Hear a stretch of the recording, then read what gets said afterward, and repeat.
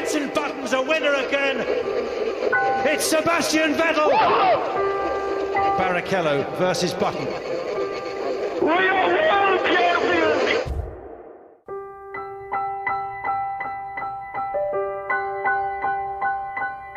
2009. It came and went in a blur. Jenson's glorious season is a lot to live up to, but Formula One has an uncanny knack of raising the bar, and expectations for 2010 are higher than ever for very good reasons.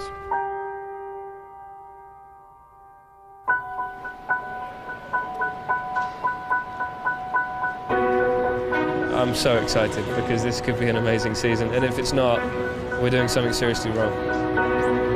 3 new teams joined Formula One. Lotus, Virgin, and of course the Hispania team.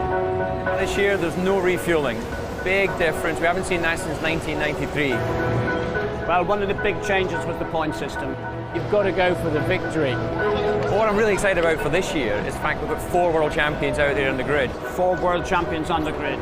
All in top cars with a real chance of victory. Alonso with Ferrari for the first time, double world champion. He looks really hot out on track. A lot of people's favourites. I think it's a very interesting season. I'm looking forward.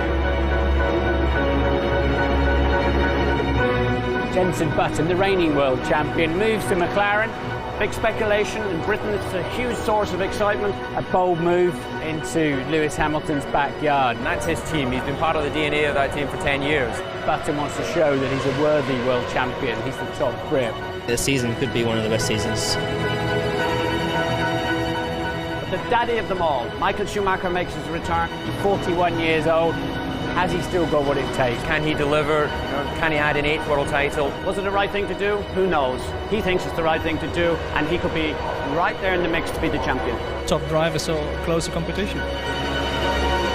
We mustn't forget Felipe Massa coming back from his accident in Hungary last year. Obviously got a point to prove. Mark Webber in at Red Bull. Sebastian Vettel, who almost won the title, came very close last season. It looks very tight at the top. A tough fight. Only one can win. New teams, new drivers, but in Formula One, some things always stay the same. Winning is everything.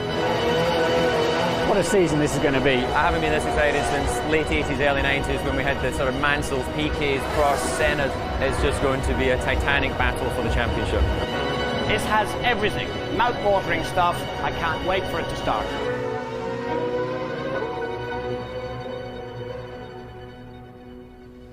Red Bull Racing were just as eager for 2010 to get underway. The pit stops had to be perfect, just like the end of the previous season. In the final 3 races of 2009, they were the team to beat with 3 successive victories, although of course it was too little, too late for the title. Sebastian Vettel remained behind the wheel, as did his Australian teammate Mark Webber. And then, of course, there was the design guru Adrian Newey overseeing the car. And the team started as they meant to go on, taking the first pole of the new year. Here comes Vettel then for Red Bull. What a time there for Sebastian Vettel. Yeah!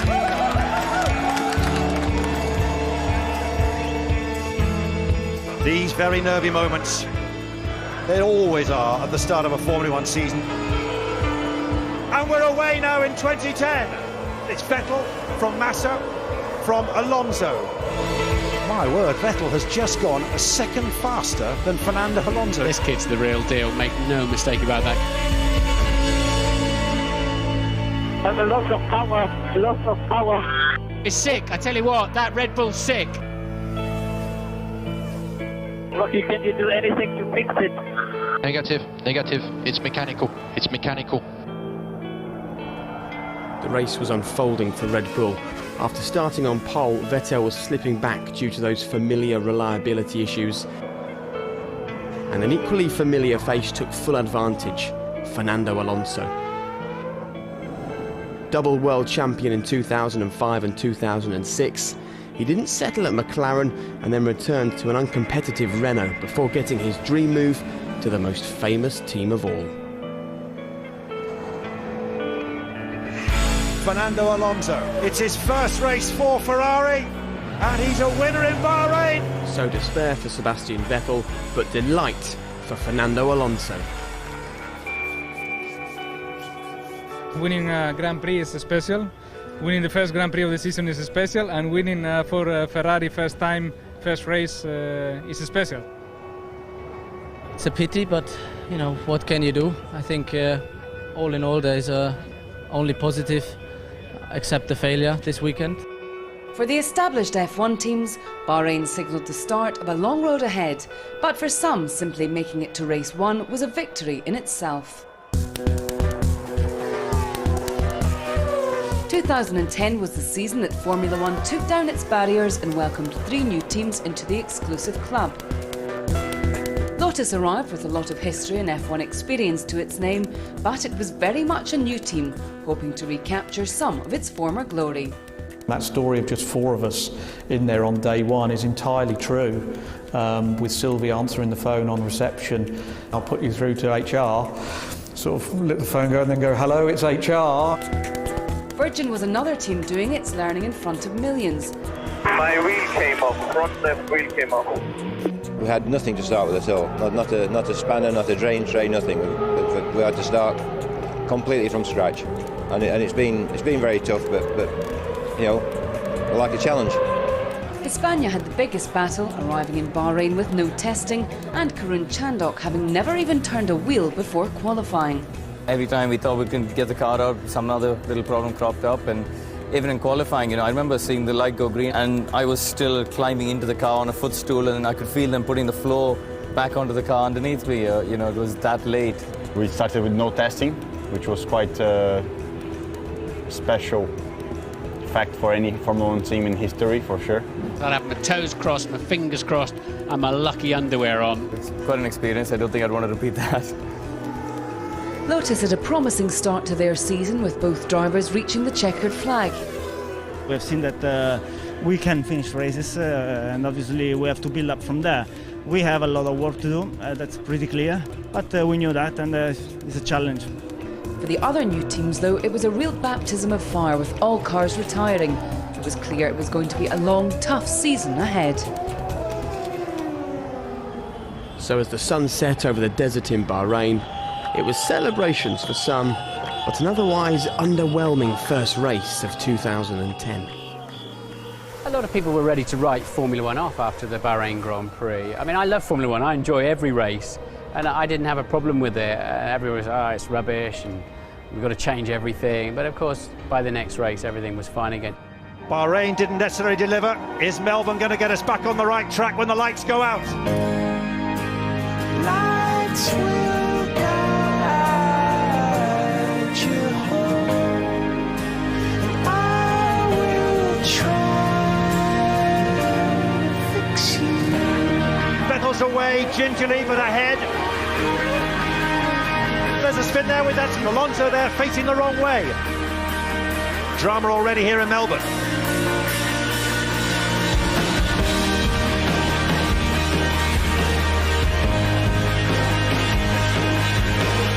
Hamilton coming at the inside of Button.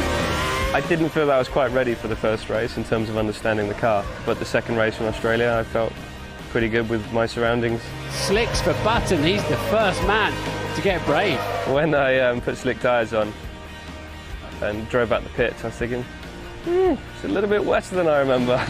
Braked for turn 3 and everything just locked up and went straight on. And that's a real problem seemingly for Jensen, but has he gone too soon? Well, I did that on purpose. I stayed off the circuit on purpose so that nobody else put slick tyres on. Button's just set the fastest lap. It's almost 5 seconds faster than anyone else. Webber now boldly coming through. Hamilton's come past as well. Oh, Webber's got off. Sebastian Vettel is out. Jensen Button is now leading. There's been a collision. It's Hamilton and Webber. So boring, this Formula One. That's what I hate about it most.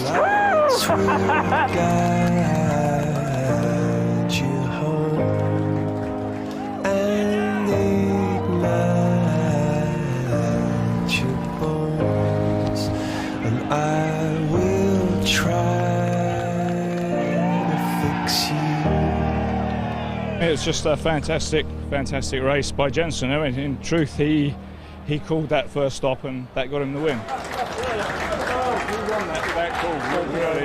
To win it with my second race with a new team was exceptional and a very special feeling. You know, it wasn't just about outright speed; it was about choosing the right strategy and thinking on your feet. And it was a great win because of that. And not the first of Jensen's career. He started in Formula One at the turn of the century, and after driving for Williams, Benetton, Renault and BAR, he finally won his first race back in 2006 at the Hungaroring, and 3 years later, of course, was crowned Formula One World Champion. Race 3 of the season took us to Malaysia, where the big names were humbled in a soaking wet qualifying session, a difficult time for McLaren and for Ferrari as well. However, Red Bull got it just right all weekend, and after 2 hard races, it finally came together for a team proving they were super quick. The checkered flag falls, Sebastian Vettel wins, it's a 1-2 for Red Bull. It's ominous to think he could have won all 3 races so far, isn't it? So Sebastian enjoyed that winning feeling again at just 23 years of age. The young Red Bull driver, who started with the team when he was just 12 years old, had his most famous moment in 2008, winning in the unfancied Toro Rosso. He had a famous crash into the back of his now teammate Mark Webber, and he was hoping 2010 would be remembered for him becoming the youngest ever world champion. A belief that was enhanced when Red Bull dominated race 4's qualifying session in China, but McLaren were ready to push them hard. In fact, Fernando Alonso pushed too hard. Jump start for Alonso, there's no doubt about it. Alonso jumped the start. So for that misdemeanour, Fernando Alonso incurred a penalty, but no such headaches for McLaren as the rain started to fall. They dominated to a really special 1-2 finish in Shanghai. It's a McLaren 1-2. Jenson Button has won 2 of the 4 races this season, and Lewis Hamilton has had 2 podium finishes. So much to McLaren's delight, Jenson took his second win. However, alongside him pushing hard was a man hunting title number 2.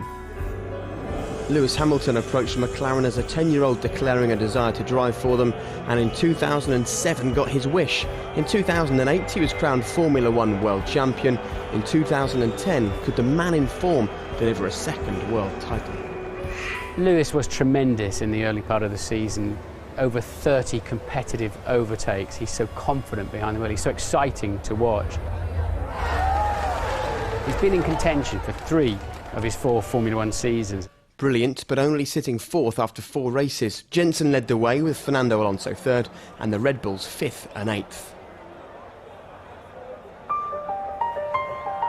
In the cold and grey German winter, part of Formula One's history was coming out of hibernation. One of the most successful teams in the history of the sport would return to the track, and that reawakening was enough to stir one of the most famous sportsmen in the world. It's a nice start for a comeback in many senses. Because I have proven everything that is to be proven in this segment, the nature is that I'm just there to enjoy and have fun. And the most fun I have is if I win. Which is it has such a great history. Walking through the factory here, it's amazing to see all the cars that they've built in the past years. Mercedes last won the World Championship in 1955 with the legendary Fangio. The team they bought was Braun, who won both titles in 2009. This is wonderful. Considering a year ago we didn't know we had a team, and 12 months on we've won the World Championships, and we're now part of Mercedes-Benz return to Grand Prix racing, which I think is great for us as a team, but great for the sport as well. Schumacher claimed he was back to have some fun and ultimately to win, but it looked like neither of those would be achieved at the beginning of the season. Nico Rosberg had little regard for reputation and was convincingly quicker than the 7-time world champion as he struggled to find his feet after 3 years away from the sport. Look at that, he's coming underneath He's coming back him. with Michael Schumacher. Championship. Extraordinary. Mercedes got the first podium of their comeback in Malaysia, and the feat was repeated 2 weeks later in China. They were courtesy of Rosberg, whilst the more experienced German battled hard but without similar results. The superstar may have returned, But Michael Schumacher was in for one of the toughest seasons of his career. So Schumacher was struggling whilst a fellow elder statesman was having the year of his life. Despite making his debut in 2002, it took until 2009 for Mark Webber to take his first win. Mark Webber was really starting to fly as F1 arrived in Spain. We're underway now, and the Red Bull start first, all going to plan for Red Bull. That's his best ever drive, isn't it? A special day for Mark Webber. It's Mark Webber still leading. I mean, everything just went my way today. That's Lewis Hamilton's gone off. Lewis Hamilton's lost it. Mark Webber wins for the first time in 2010. A special day for me to capitalise on the pole position. Never won 2 races back-to-back, Mark Webber, but he's done 2 poles in a row, and he's away now in Monaco and makes a good start. Jenson Button stopping. The championship leader is out of the race. Another fastest lap for Mark Webber. The greatest of my life, I suppose. It's just in an absolute class of his own. To join the likes of Ayrton Senna and those guys around here is a real challenge. Left them all for dead. A few laps to go. It looks like the track is actually narrowing. It looks like the barriers are coming closer and closer and closer to it. It's a winning weekend for the Australian. He's done it. Amazing. To get the maximum amount of points, as you used to say, in the last 2 races. Mark Webber has really stepped up his game. No one really gave him a good chance of winning the championship. So 2 successive wins meant Mark Webber was the new championship leader with 50 points from 2 races. It also meant his team led the way as Red Bull knocked McLaren off the top in the constructors' battle. So 2 wins, a big haul of points, and it was all promised to his 2 dogs back at home, as Eddie Jordan found out. I knew that we just needed to execute some clean Sundays. The team's had some incredible potential, as we know, but to get both 4 days right, obviously with quali and both races, was really rewarding. So yeah, a bit of a surprise, but a nice one.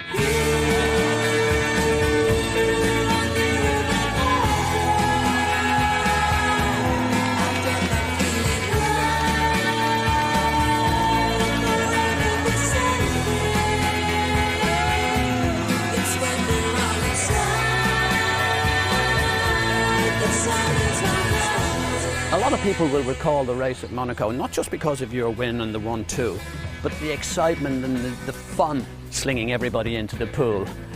It's not really many teams can get away with that. No, you're right. You know, the pool's been there for years, obviously, the Red Bull Energy Station at Monaco. And, you know, they got us all up there in the end, and everyone was just having a great time and unwinding and celebrating. So, you know, what was really hilarious was obviously after we got out of there, you know, in our race suits, and we got forced over into the corner of the motorhome, and obviously we're quite a long way up. And basically Seb and I were going, well, how are we going to get off this thing? Seb basically said, well, there's only one way we're going to go. We're going to have to just go straight off the edge into the ocean. Oh, incredible day. Absolutely incredible day. And look, you know, Red Bull haven't been around for long. People forget, you know, 3 or 4 years ago they were saying we were the laughing stock, you know, so it's a great sports story. It's not easy to slip unnoticed into the piercing world of Formula One, especially when your product is all about delivering a kick, and your company image is the beast that wreaks havoc in China shops. But for almost a decade and a half, Red Bull lay like sleepers in Grand Prix racing. Deep-rooted, but dormant. Powerful, but patient. There were the Sauber years, with no prizes to show. The sleepers slept. In 2004, a for sale sign went up over Jaguar Racing, and the bull stirred and pawed the ground. The network spread. Not just one team now, but 2. The designs were now grand. Adrian Newey took his place at the technical end, and David Coulthard sat behind the wheel. Was this the moment? Not yet. In 2008, Coulthard retired, and in 2009, the team of Sebastian Vettel and Mark Webber slid into the RB5, and the beast lowered its head and locked its horns. It's Red Bull on a charge! Beef against bull. Jenson Button's run is over! Second place in the Drivers' Championship, second in the Constructors. And now in 2010, the sleepers sleep no more. However, in Turkey, the sleepers had a rude awakening. Red Bull is a relatively new team. I think they've made mistakes. They're the fastest car on the track, and they didn't manage their two drivers who are very different in character, neither of whom will yield at any time. Up until lap 40, we'd done everything right. We're underway at Istanbul Park. The two leading cars, Webber and Hamilton. We've got Mark back out in the lead ahead of Lewis. We've managed to jump Lewis at the stop with Sebastian as well. We're back with a 1-2 for Red Bull. Until lap 40, everything was looking good. Dive down on the inside, had the corner, was on the left. And then all of a sudden, Seb comes to the right pretty fast. I was just trying to focus on the braking point, and all of a sudden I lost the car. We were obviously wheel to wheel at that point. I remember I was talking at that point, and I just went silent. Boom. Oh dear, they've come together! Webber and Vettel have come together. What was going on there? Through goes Jenson Button, ahead goes Lewis Hamilton. Neither yielded, and the result is everybody loses. I'm not the kind of guy that pushes all the fault to one guy. We are a team in the end of the day. You know, if we did it again, obviously I don't think I would do a massive amount different from my side. There would probably be a difference of opinion until we go to our graves. I blame Vettel on that occasion. It seemed to me as if he moved into Mark Webber a little bit, but whatever happened, Vettel was out of the race and Webber failed to win. The outcome of that was much more damaging in some respects than the actual incident itself, because what it did was sort of momentarily split the team. Obviously at that time I was the leading car, so usually the leader then dictates where to go. My opinion hasn't changed too much, after the race. You can say whose fault was it? Well, we went down there, it was close, we touched, Seb moved across a bit, okay, that's what happened. I think the Red Bulls gave us the 1-2. They made life a lot easier for us. The charging Red Bulls may have handed a welcome 1-2 to McLaren, but Lewis Hamilton and Jenson Button were at the centre of an almost identical on-track incident. Lewis, we need you to save fuel. Both cars doing the same. The exit turned out quite slow, and so I had to go run the outside into 12. Why not? But look at this. Button fancies a run. It's the same place where the two Red Bulls went together. I wasn't really too happy. I didn't really fully understand what the hell just went on, because next thing I knew, Jenson was past me. Button's still there and he's got the lead. It was a fun move. We were side by side for 3 corners, but the problem was I got a bad exit onto the straight. Button overtakes Hamilton, but he's coming back on the pit straight. Down towards the first corner. Oh, they almost came together then, didn't they? I think they did touch, didn't they? And Hamilton's back in front. Okay, Jenson, we need more fuel saving. Fuel is critical. Conserving fuel isn't a secret code for don't race each other. Well, if it is, nobody told me. Looking back, it was a great battle. Me and Jenson, we finished 1-2. It was a great weekend for the team. It's the first time win for Lewis Hamilton in 2010, and Jenson Button makes it the McLaren 1-2. Montreal. I remember when I had my first qualifying pole position there, and I remember exactly what point of the lap I was told that I got pole position and the feeling that I had, and it was the same feeling then that weekend. Look at Lewis Hamilton. Hamilton has found something. Now onto the pit straight, and he's absolutely charging for it. Lewis Hamilton knows the time to beat, and he's done it! And the first time this season that Red Bulls have been knocked off their perch. Okay, Lewis, we need you to stop on the circuit. There's not enough fuel and we need to have a fuel sample. And I had to stop and I had to push the car back. He's been in contention for 3 of his 4 Formula 1 seasons, and that tells you everything you need to know about how brilliant Lewis is at the wheel. Only one driver has won from pole this season. Lewis Hamilton aiming to change that, and he's away first so far. Hamilton, Vettel, Alonso, Button. Reasonably strong-willed drivers that want to achieve good things. You might have some tensions at times.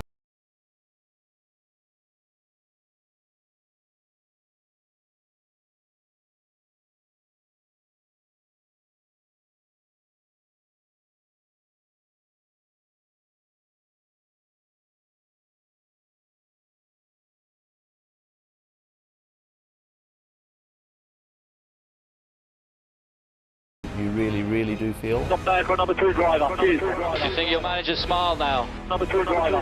Number 2 driver. For the first time since Bahrain, Ferrari had a car equal to the Red Bull. Felipe Massa was leading, Fernando Alonso was second, Sebastian Vettel third. But Massa was lapping slower than a frustrated Alonso, and Vettel was closing in on him at nearly a second per lap. The quandary facing the Ferrari pit wall was this: allow Vettel to catch up and become a threat, or place Alonso ahead of Massa to be sure of the win. There was a decision to be made and a driver to inform. Okay, so Fernando is faster than you. Can you confirm you understood that message? Massa moved over 2 laps later. I'm used to team orders in Formula One. It's obvious to me that a team who's spending £400 million a year running 2 Formula One cars, employing 2 drivers, will use them to the best effect of the team. Ferrari did it too early and in a crass way, and it upset the fans. But team orders are illegal in F1 and have been ever since the same team, Ferrari, made Rubens Barrichello move over for Michael Schumacher in Austria in 2002. To be seen as being within the rules, Ferrari now had to try and convince everyone that Massa had acted voluntarily. We didn't have team orders in the race. Thank you very much. Team order is not a problem. There are no team orders. Felipe was a bit slower, and Vettel was catching up with the tires. Show us the evidence. There were clear team orders. So Fernando was faster than you? Yeah, I think everybody saw, no? That was probably the clearest team order I've ever seen. It was good to finish this race in this condition, honestly. But a driver's decision isn't normally followed by an apology. Good lad. Just stick with him now. Sorry. I think it was too raw. I think to see something like that orchestrated in the most public way was distasteful, left a bad feeling amongst a lot of, not just the teams, the media and the general public. The sports governing body, the FIA, found Ferrari guilty of breaking the ban on team orders, but limited their penalty to a fine. In their defence, Ferrari explained that they had to manage the order because they couldn't trust their drivers to race without colliding. Fernando had set his stall out as Ferrari's #1 earlier on in the season with this ruthless overtake of Felipe Massa in the pit lane in China. Alonso was Ferrari's focus for the championship. We always said everywhere that for Ferrari the team is the most important thing, and the drivers that are working in the team knows very well. Great result. And very, very, very magnanimous. You won't have any idea what that word means, so I'll explain it to you later. But the bottom line is Ferrari has to win. And in Germany, Ferrari had to win in that way. Time would tell whether the extra 7 points for the win would be enough to hand Alonso the championship. But what did happen in Germany crushed Felipe Massa's spirit. He wouldn't be as fast again all season. Fernando is faster than you. Can you confirm you understood that message? It was a message he understood only too well. It must be a wonderful feeling every morning when your eyelids open as a Red Bull driver, knowing just what a great racing car you have. The Red Bull is just so fast. The Red Bull is impossible to beat. That's just insane how fast they're going. The Red Bull was unbeatable. Today Red Bull were very, very quick. Those guys, I don't know what the hell they're doing, but it's incredible. Red Bull are absolutely leaving the others for dead. Really, really impressive. Fastest in every session so far. Cars like this, you don't get that too often in motorsport, and I'm sure they're enjoying it to the max. Red Bull, quite frankly, have been stunning. And here comes Mark Webber, the winner of the Hungarian Grand Prix, and he now leads the World Championship. This Red Bull is the class of the field. It's built on the strengths of the 2009 car. So I think that there's no question that it's the car of the season. Mark Webber's victory in Hungary chalked up the 6th win of the season for the Red Bull RB6. The race would also see its 12th podium and 11th pole position. But it was a car that attracted controversy. Accusations of bending the rules came and went, but its speed was always there. And here's why the RB6 was the quickest car of 2010. Designer Adrian Newey was the first to channel exhaust gas through the diffuser, which added downforce. Other teams copied the idea throughout the season, but they were always one step behind.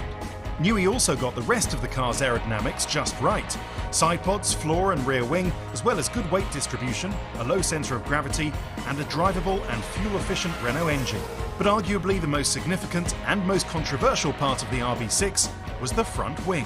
When the regulations have required the lower edge of an end plate to be 85mm above the ground and they're touching the ground, then perhaps it's a little bit too far. But the Red Bull front wing passed every test the FIA could devise. It was a better concept and it was developed more effectively throughout the year. The RB6 was truly car of the season.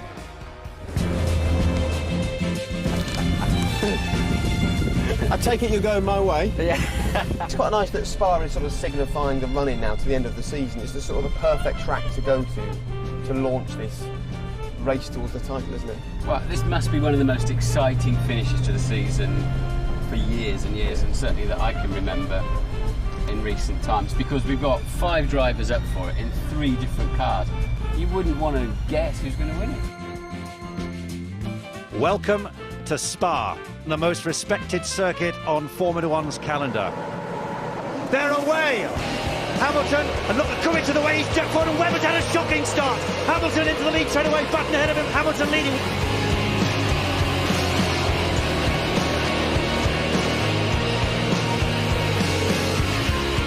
This could be a chance for Jenson Button, and it is. Button is past, Vettel goes off onto the grass. It's now McLaren 1-2, extraordinary.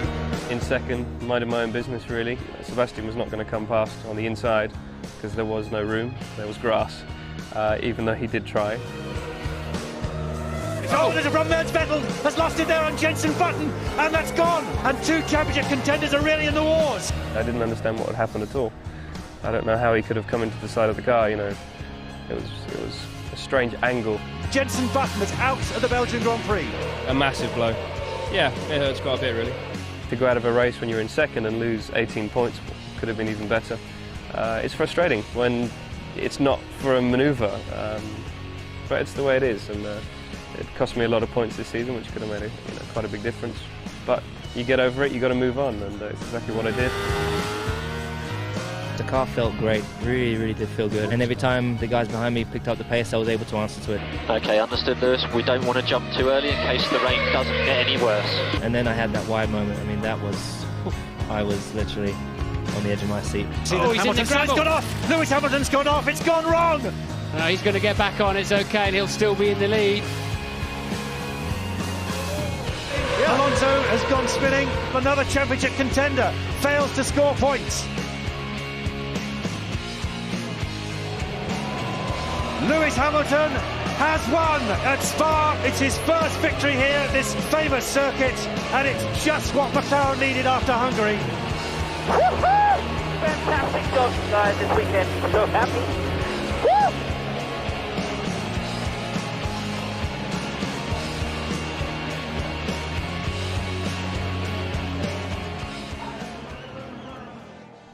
Well, after Lewis set the pace in Spa, David, Eddie and I arrived in Italy for the next race at a rather gentler speed for a Grand Prix that is anything but slow. Monza, baby!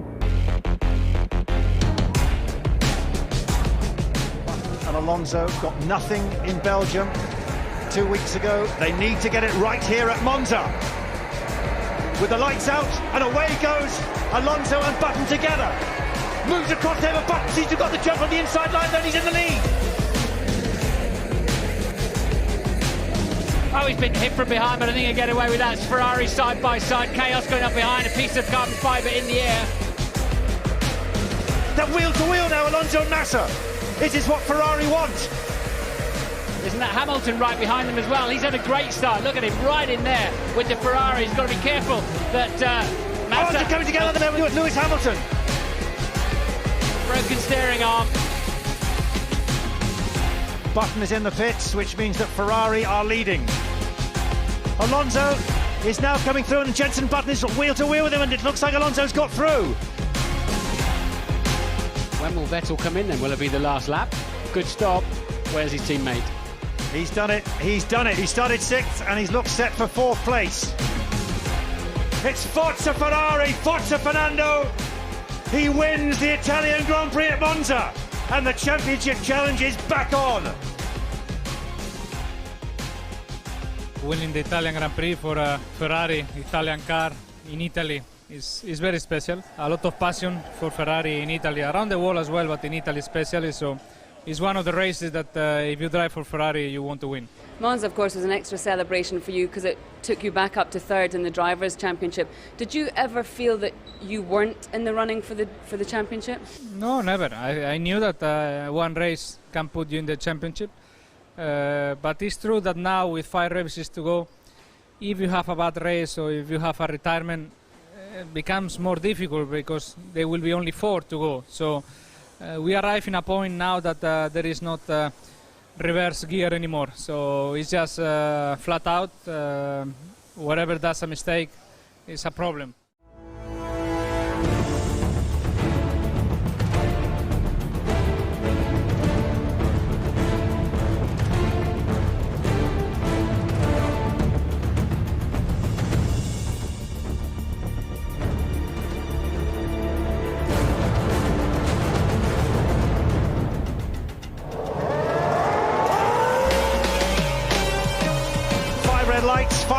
contenders with 5 races to go, and Alonso surges clear. Vettel alongside. Alonso leads. Back comes Hamilton though, into the first corner. Hamilton third, Button fourth, Webber fifth. He does, but has he got enough speed coming off the corner? He'll have to stay left. That's an important move for Mark Webber. Oh, here comes Webber and Schumacher. They're wheel to wheel. He's done it there against Kobayashi, holding together now. He's managed to push the and as he rounds the final corner, Fernando Alonso, from pole to flag, has set the standard again. And he was a man getting well used to the taste of champagne again. Despite Mark Webber still sitting top, Fernando was just 11 points back. However, Ferrari weren't so close in the constructors' battle, trailing by 64 points from Red Bull. However, some had no points at all. The new teams continued on their season of discovery, having to do their testing on a race weekend. And it quickly became apparent that whilst Lotus and Virgin were able to update their cars, Hispania were being left behind when it came to speed and money. A revolving door of drivers meant that new cash came in, as some drivers went out. We can't be too far away from HRT changing drivers during the race. Formula One is a business. It always has been, it always will be. You know, things aren't always as simple and straightforward as one assumes or one thinks. Formula One is in a very tough moment where the budget that drivers can take into teams is very highly prioritized. You know, unless you have a budget like that ready to go, you're in a difficult situation. Virgin had their own problems, having built a car with a fuel tank too small to finish a race. Length, weight of the car and everything is all important. You know, we pushed the boundaries, we got it slightly wrong. Once it was sorted, Timo Glock was able to show his talents in qualifying, regularly finishing the best of the new boys. Timo Glock, fastest of the new teams. Do you think the new teams have added anything to Formula One? Yeah, definitely. I mean, first of all, we added a couple of cars more to the grid, which makes it more exciting. It makes maybe a bit scary moments into races when the lap, the blue flag's coming up and we get lapped. Oh no! Mark Webber's gone right up there. He was trying to slipstream the Lotus. I think it makes the racing more interesting, and I think the new teams will be much better sorted out next year. The battle between the 3 new teams provided an interesting sideshow throughout the season, and it was Lotus who was the strongest when it came to race finishes. They realised their 2010 dreams and secured that valuable 10th place in the Constructors' Championship. The future is very, very bright for us. We wanted to secure 10th place, but we wanted to make sure that we were in position to be much better than that next year, and I think we've ticked every box. And despite having no updates or driver consistency, Hispania finished ahead of Virgin. And Virgin's struggles continued in Japan as Lucas di Grassi crashed on the way to the grid. 2 Red Bulls, 1 and 2 at the start. Will they stay that way by the finish? We're underway in Suzuka. A move by Hamilton straight away, but Webber looks to have been caught by Kubica and straight off goes Petrov into the wall. There's going to be contact as well. Massa was going across the grass. And what a mess he's made of that Force India. And just as Lewis needed a strong finish, his car let him down. It's only a matter of time now before Jenson Button is past Lewis Hamilton. And Lewis lets him go. It'll hurt, but that's the only sensible thing to do. Meanwhile, Sebastian Vettel tasted that winning feeling in his Red Bull once again. And so Sebastian Vettel wins. Webber comes in second. Red Bull take a 1-2. They are a force that may well leave the rest trailing. And at this point they were. Another 1-2 finish for Red Bull. They were the team to beat.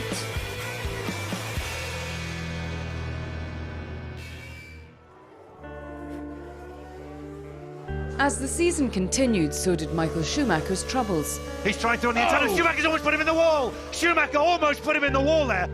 2 fourth places in Turkey and Korea were his highlights, but what kept people talking were the low points. So not really a masterclass by Michael Schumacher. Much tougher than I expected it to be.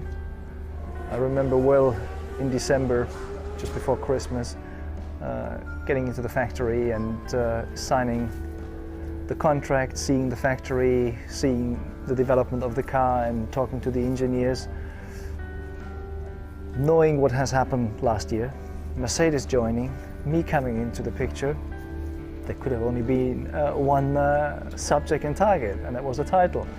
I think Michael played a bad hand by saying, of course, I'm only coming back to win the title. It put too much pressure on him, and the young chargers of today just put so many manners on him earlier on in the season. He lost out in every wheel-to-wheel battle. It's been a bit sad how tough it's been for him. He had some nightmare races, of course, in Montreal and Singapore, where he really did look out of his depth.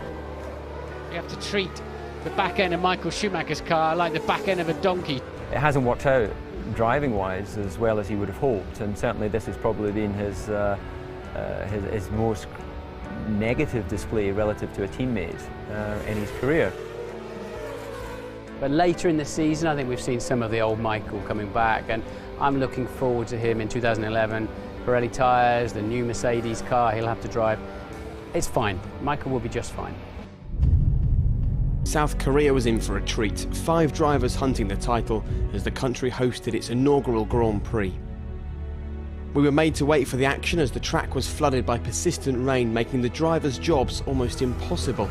It's the worst condition I ever drove a car. A race of attrition saw 3 different men leading the Drivers' Championship throughout. Only 3 races to go. The championship is about to decide. Every race is important. Lewis Hamilton was under pressure from his nemesis Fernando Alonso and made a critical error. Hamilton went absolutely bull wide. Alonso goes through. And after toiling in the rain and eventually coming home 12th, Jenson Button now needed a miracle to defend his driver's title. Are you still in the race for this championship? No, not really. Mark Webber needed a strong finish, but he ended up in the mud with no points on the board. Webber's spinning round. Webber could come and crash. The championship leader is out of the race. The closer you get to the end, you want to get the maximum you can from it, and Korea was a big missed opportunity. Vettel's just seen his teammate in the wall, and I think there'll be a smile on his face.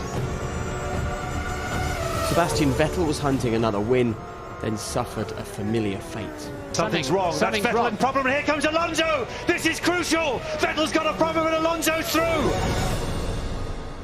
You lead the race and you have to retire because the car breaks down. It's a difficult moment.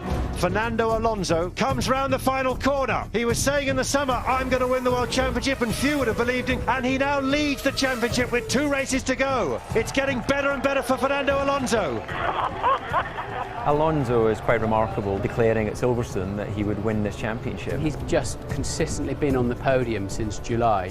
That's made the difference for him. So after Red Bull heartache, Fernando Alonso now led. He was trailing by 47 points after the British Grand Prix, but even then maintained he'd still be world champion. Nico Hülkenberg was the toast of the paddock after a stunning performance in a wet qualifying session gave him his very first pole position in Formula One. Look at the time! Look at that! It's almost a second quicker! Nico Hülkenberg, job on the line at Williams, but a job well done today in qualifying. But it wasn't enough to stop him leaving Williams at the end of the year. Jenson Button, the victim of an attempted armed attack on the Saturday night, put that behind him to drive an impressive race. However, it still wasn't enough to keep him in the hunt for the title. Jenson drops out of the title hunt though. Sebastian Vettel made up for his Korean despair with a win that also helped Red Bull finally clinch that well-deserved Constructors' title. Sebastian Vettel wins in 2010.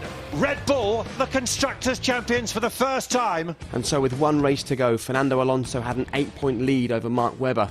Sebastian Vettel and Lewis Hamilton were just clinging on to their coattails. Jenson Button was now out of the race. In the Constructors' Championship, Red Bull finally had the title they wanted. They had to wait until the penultimate race of 2010 to finally clinch the title. I had some dreams in the week before, after Brazil and so on, because we still had, the belief in us. It was difficult to be patient and do the normal preparation. As Formula One arrived in Abu Dhabi for the last race of 2010, it did so with 4 men involved in the greatest title struggle ever. 4 drivers still in with a chance of winning is very unusual. I think all of us had key points where it probably slipped or, the tide turned. That was one of his worst qualifying sessions, Mark Webber, when he needed it to be one of his best. We had periods where, we got treated like a hero, and then other times where it was a little bit more rough for us. The atmosphere in the paddock, everyone was extremely pumped and excited, so it was difficult to be patient, wait and do the normal preparation. I can't recall at any other season having as many contenders for a championship. I feel confident now. This weekend is time to do it. The others are the ones that have to worry. I don't have to be cautious whatsoever. I believe in myself. I think it's time that we have a decider. You are tensed, you're nervous. In the end, I just said to myself, you know, try to win that race and everything that comes on top is a bonus. We've ended up with this incredibly intense series. When we went into the race, obviously I started from pole. I had the best position to start from. The aim was always to become world champion one day. Who will be champion today as we leave the grid at Abu Dhabi?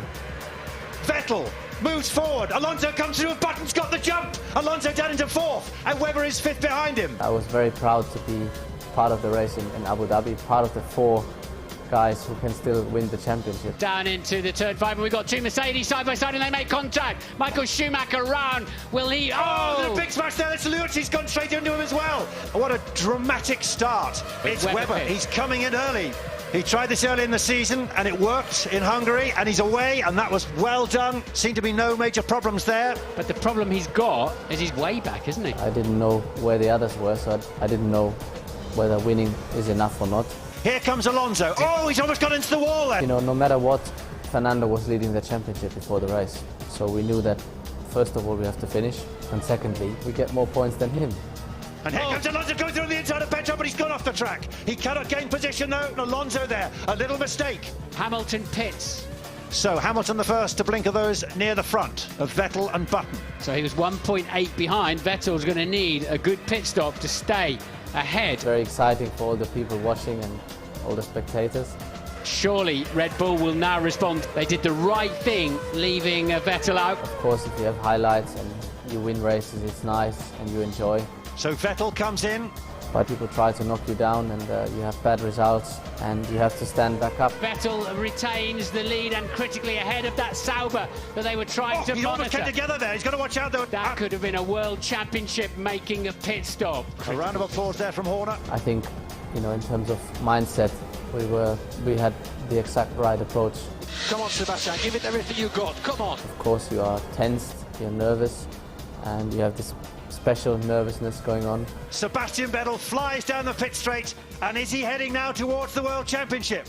Mark Webber down in 8th, stuck behind Alonso. He started there and he's going to finish there. And how he'd love to finish where this man is heading now. In 1976, James Hunt had actually the same story, because he never led the championship until the last race, where he turned it around and he won the championship. The order came from Dietrich Mateschitz. It needs to be better this year. We want the championship. Well, they got the constructors in Brazil, and now Sebastian Vettel wins in Abu Dhabi to be drivers' champion for 2010. It's a double for Red Bull. Oh, thank you, boys. Unbelievable. Thank you. I love you. Unbelievable. Since I crossed the line, it has been quite a journey so far. Obviously it was extremely difficult to realize, and it still is, what happened, but I'm very proud of that and proud of what I have achieved, but it's also a little bit weird and strange because you don't know how to handle that. I'm speechless, you know. I think it will still take some time to realize. I mean, I didn't know where the others are. I knew that I was leading because I saw P1 on the pit board, and obviously, you know, when you start the race you know where you are. It's just so difficult for me to put this in words, you know. Sebastian is a very, very deserving world champion. He's done a fantastic job this year. He's had some bad luck, but he's never lost his focus. He's never lost his drive and determination. Now it doesn't get easier. Everyone is hunting us next year, so I will be very proud to have the #1 on the car next year. When I'm tired and thinking cold, I hide in my music, forget the day, and dream of a girl I used to know. I close my eyes and she slipped away. All I feel is, love, baby, all I feel, and I think it's dreaming. All I feel is, I walk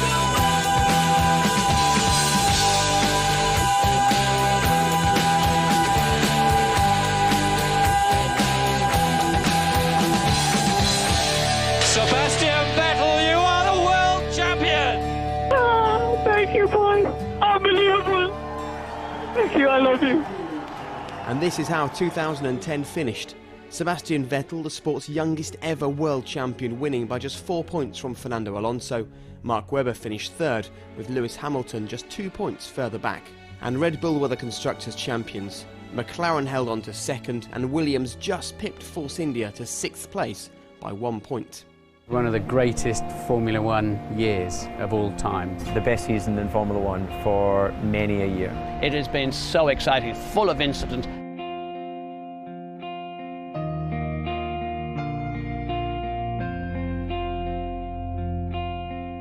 There is a star that lights the road. Will it take me to the end? Well, I don't know. But for one last time, I'll take this ride and just drive. I wanna be the only one to make it to the light. I'll take it to the edge and ride, die 1,000 times. And maybe I could be the one riding to the setting sun tonight. Just drive.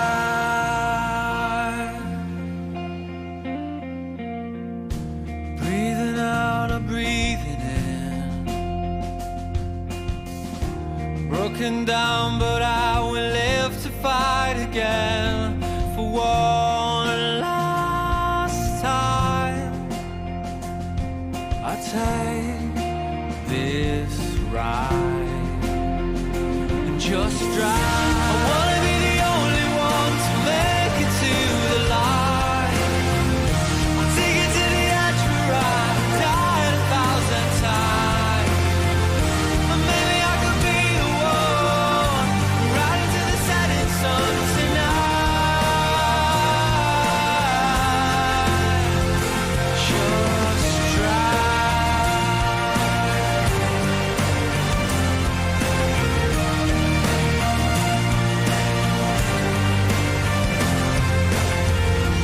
There is a star that lights the road.